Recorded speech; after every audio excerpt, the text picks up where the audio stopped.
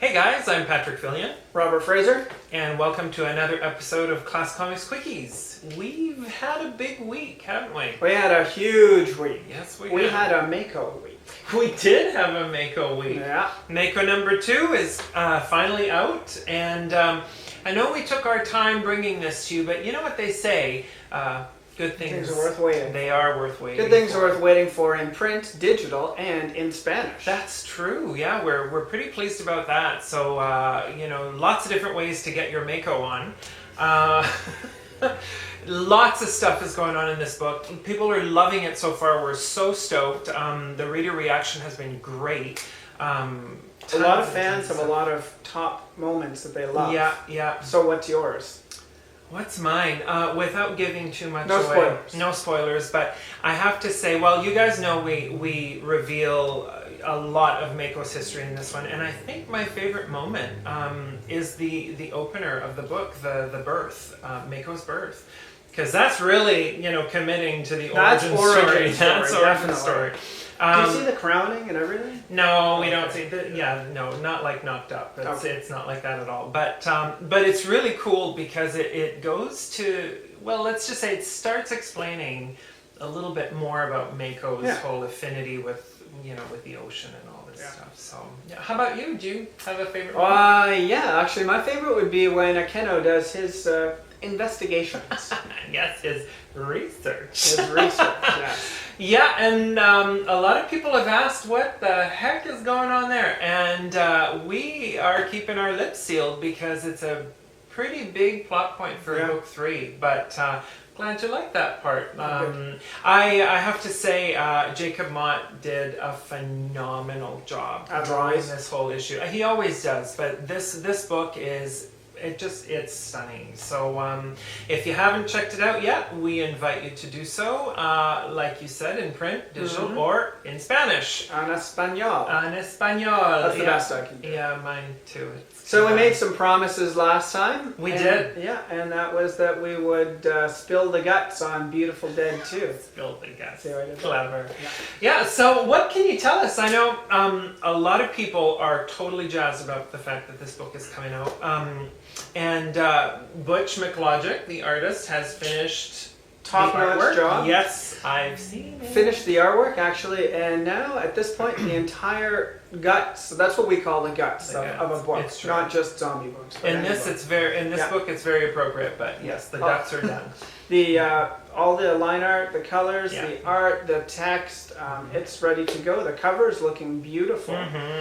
And I think maybe what I would like to share with some of you guys, without giving out spoilers, of course, is kind of, a lot of people have asked if this is going to be one of those zombie worlds where you never find out what caused it, where it's all focused on what's happening as opposed to the whole creation, origin of it. And I struggled a little bit with that when I was writing it, and I decided in the end that I would like to share and to build up that whole side of things. Yeah. So this book does actually have the origin story of the zombie apocalypse. Yeah. And I could just say I've seen it, I've read it, and I have to tell you, I think it's a pretty original spin on the whole zombie mythos thing. Thank you. Yeah, no, I don't think I've ever seen anything quite like this before. So kudos. All right. Well, we'll see what you guys think. Can't give a release date yet, but... No, but maybe you could give us like a tantalizing morsel of, something that we can really look forward to. What I can say is, another thing about the book is that it's hard to do a complete comic based on 2 characters, as wonderful as Gage and Hayden do carrying, the drama and the story. They're only 2 guys. So in Volume 2, we actually meet some new characters. Sweet. Yeah, some new survivors, and I don't know if they're quite survivors, but... Yeah, so there'll be there's some interesting dynamic. That's awesome. So you were saying we can't give a date just yet. No. But I like to do, Friday the 13th, October 31st. Yeah. We just missed one, the other one's too far ahead. Well, we missed a Friday the 13th. But when's Day of the Dead? I'll have to look that up. Okay. But maybe we can come up with a really cool date to put this book on. Regardless, it's coming your way this summer. We have promised that, and it's going to be pretty... I have one thing to add. there will be a death. You know, people are feeling a bit sore on change and things like that lately. Oh, well, you know what? Maybe we should talk about change then. Change, yes. So you guys know that Byron Durand is now the new Naked Justice in Gateway City. And we made that evident with, I guess... Two-part Yeah, the two-part strip show in event. which Felix, the original Naked Justice, came to Byron and said, listen, I have a big favor to ask you. I need to go and do this side mission, this big thing, and I need someone to take up the mantle of Naked Justice. So Byron has accepted, and the fans were mixed, let's say, in terms of reactions. Let's just say there's been the whole gamut of reactions. Yeah. So some people are absolutely thrilled. Other people are furious. We got all kinds of emails, comments on the website, just, you know, ranging from great job or we can't wait to see this, and, you know, we believe in Byron, to Felix will always be Naked Justice. Yeah, and that's fine, but some stuff's been a little bit mean. But, you know, we figured that was potentially going to happen. So we're big boys. So so we can take it. And, you know, I want you guys to know that even if we don't always share the same opinions as our readers per se, we respect every opinion. We do, and we love to hear from you guys. We love to hear about how you react to the stuff that we write for you, that we create for you, because to us that says you're passionate about what we're doing. So thank you for all the comments, whether you're angry or whether you're thrilled. We love getting them all. Something to point out, though, is that Felix Himner is not going away. No. You know, he has a complete path that he has to discover, and there will be stories on it.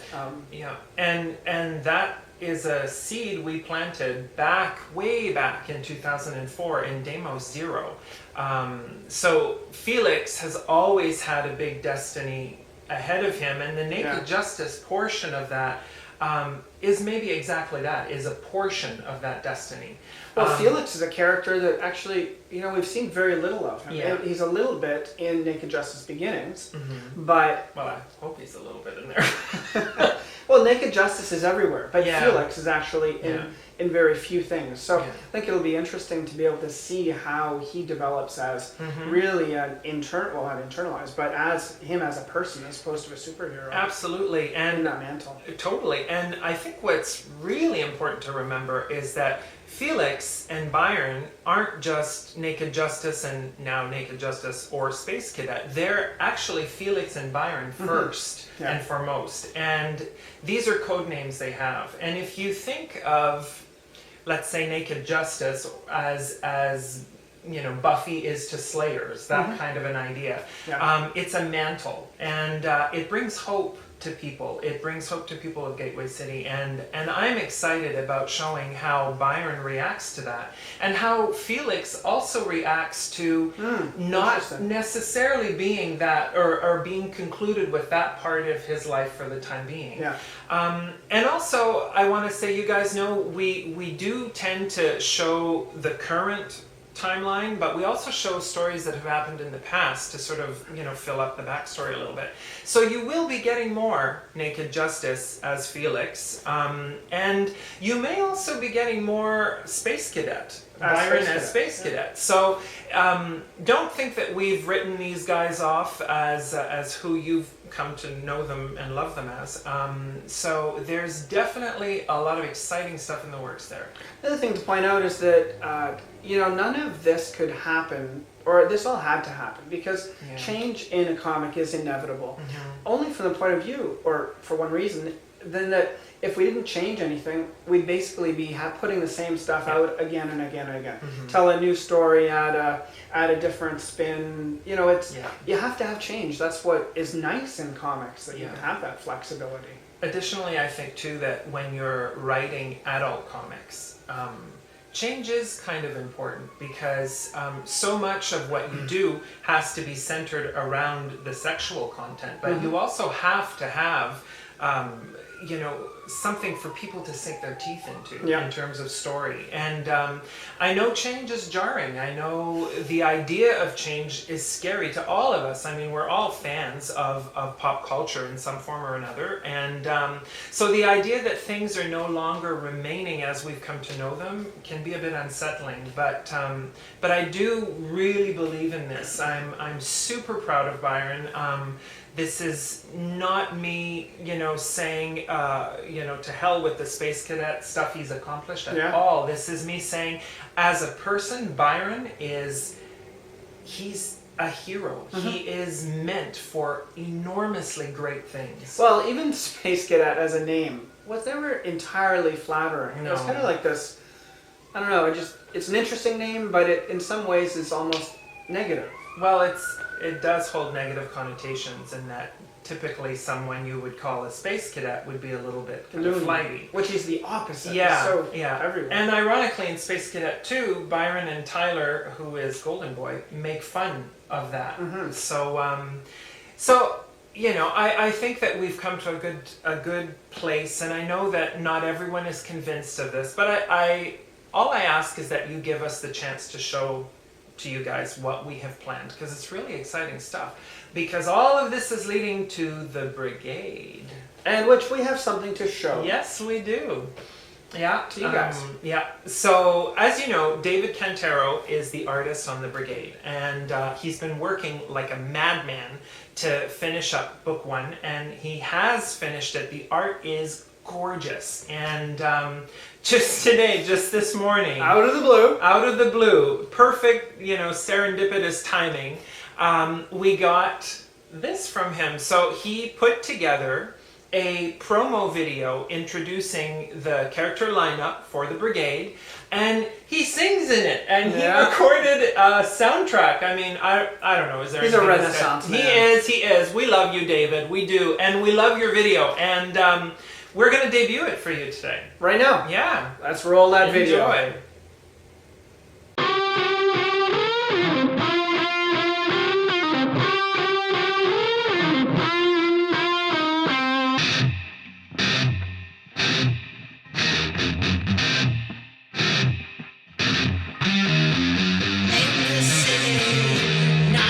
Dark, deep inside the streets, something begins to grow. You feel afraid, helpless and hopeless. You feel afraid, helpless and hopeless. In this city, night is dark, deep inside the streets, something begins to grow. You feel afraid, helpless and hopeless. You feel afraid, helpless and hopeless.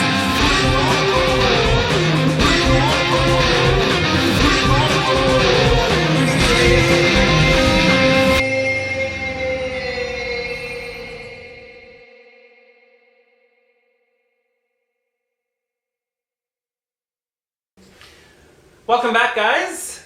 Hopefully you enjoyed that. We certainly did. It makes us super excited for the release of Brigayde #1, which is coming shortly. So great seeing Red Velvet in that too, because he's a new character. That's really exciting. Has he been released on the net already? I yeah, don't remember. I've teased him on Facebook, on Tumblr. That's true. But that's it so far. So he's part of the new lineup, and they all look so great. David just knocks it out of the park every time. He does. So thank you guys so much for watching and for listening this week. And I guess that's it for us. That's it. We'll see you next time. Take care, guys.